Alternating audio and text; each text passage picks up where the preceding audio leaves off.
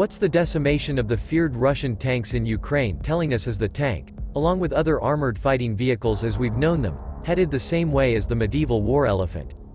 Lately, besides the numerous pictures and videos of burning, exploding or wrecked Russian tanks, we've also been witnessing some contrasting sights. Consider these two. The Tank X drove down a pleasant country lane outside Tallinn, Estonia, this summer, its engine humming like a well-tuned sports car.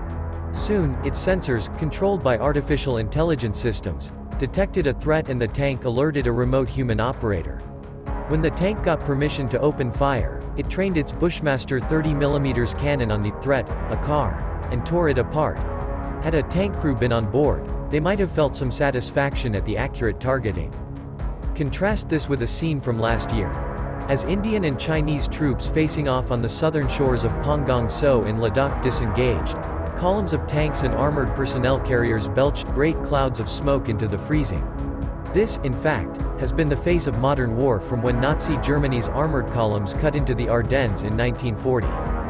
The decimation of Russian armor in Ukraine, including T-72s and T-90s, which make up more than 9/10 of the Indian Army's fleet, has shown that scenes like the one from Pangong So might be better suited to a history textbook than the battlefield.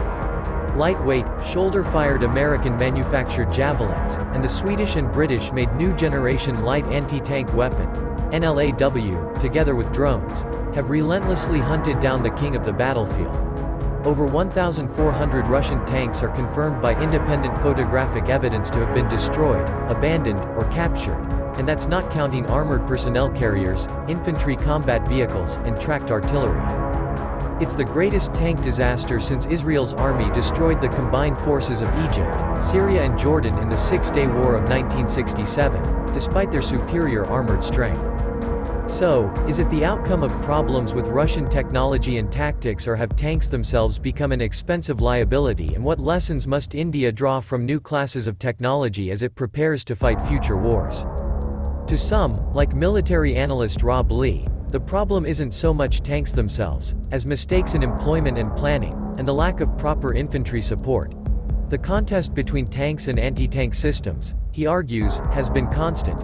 For example, the Soviet Union's Sagar 9M14 Malyuka wire-guided anti-tank missiles blunted Israeli tank supremacy in the 1973 Yom Kippur War.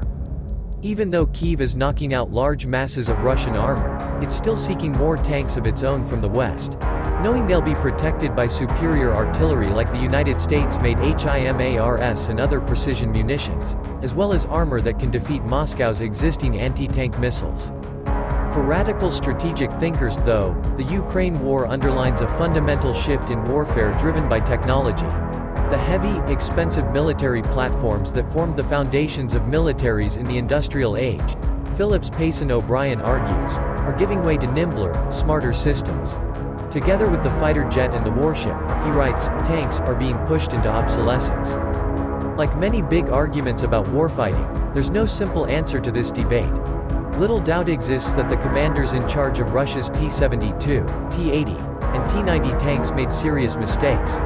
Tank columns choked highways, enabling Ukrainian forces to pick them off. Having destroyed the first and last tank in a column, Ukrainian soldiers could pick off the rest at leisure. Almost, as it were, with a drink in hand. The armored operation was also unleashed in the pre-winter wet season, known as the Rasputitsa, when mud makes armored movement tough.